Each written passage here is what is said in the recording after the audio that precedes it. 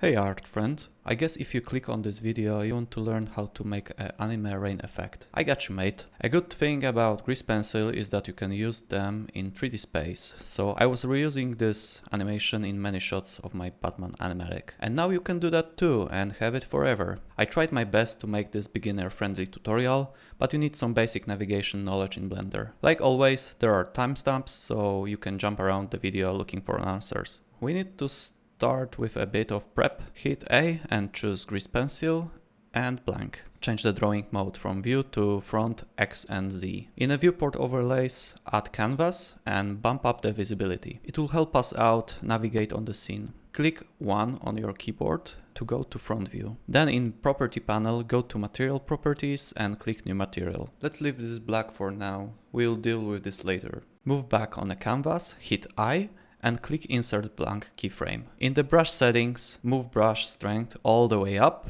and turn off the pressure sensitivity. Alright, I think we are good to go. Start by placing dots on the canvas. You can do that with mouse or tablet, it doesn't matter. Make sure you're clicking, not dragging. We want points, not lines. Draw them in random intervals to make them look organic. Then hit Tab and go to edit mode. Select all the dots by hitting A and then extrude them with E and hit Z to move them down to get a line. Opacity. I know it's a lot, but please stay with me. It will be understandable in a minute. Go to modifier tab and add opacity. Opacity factor should stay on 1 and in influence add custom curve option and change it to a wavy shape. This way we can get this nice gradient effect. It looks like it's already falling. Thickness. Again in modifier tab, add thickness modifier. Again custom curve and apply uniform thickness. And now it feels more like a raindrop. Let's make a quick break and explain why we are doing it that way. Greasepencil objects quickly can go really heavy with a number of points. So there will be a drop in performance on slower machines. You may ask why we are doing all this extrusion instead of drawing raindrops. Well, if you drew this and you are not paying close attention, your rain will have a wrong direction. Back to the tutorial. In the material panel, change the base color to something more suitable, like a light bluish color. Of course, the color of the material will depend on what type of scene you have. I'm adjusting the thickness and opacity a bit to be more uniform shape. Because we did that on modifier, it's easier to change those things afterward instead of redrawing the whole thing. All the prep work is now paying off. Because of the vector look of greasepencil, I like to add a bit of blur to the scene. You need to play around with the settings. It will all depend on the scene scale.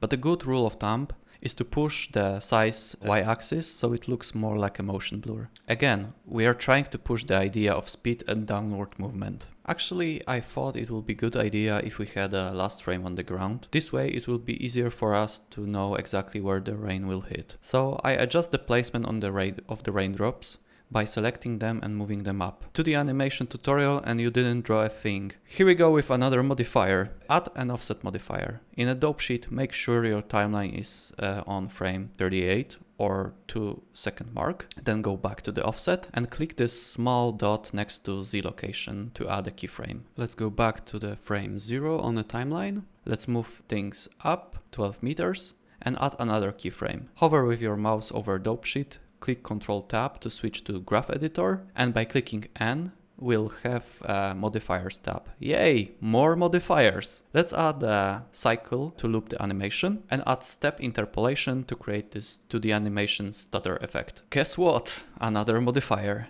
This time we are adding array modifier to make it more instance of what we drew before. Change the factor X to 0, play with factor Z to overlap the raindrops, and change the count so it covers the whole path of the animation. In my case, it's 7.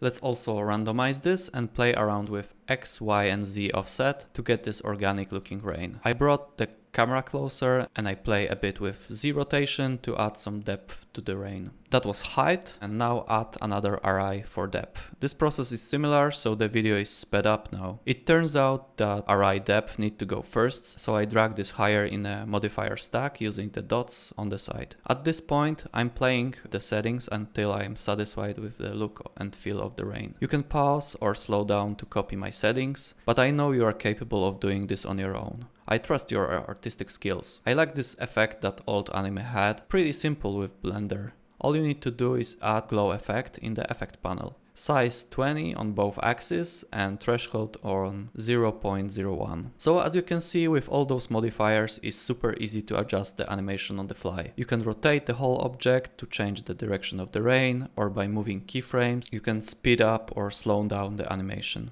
You can quickly change the thickness and opacity that suits your project. Like always, if you are too lazy to make this on your own, or you want to simply support my effort, you can always buy this file on my Gumroad, link in the description. And if you are looking for more content like this, that's great. Hope you will find it. Okay, bye.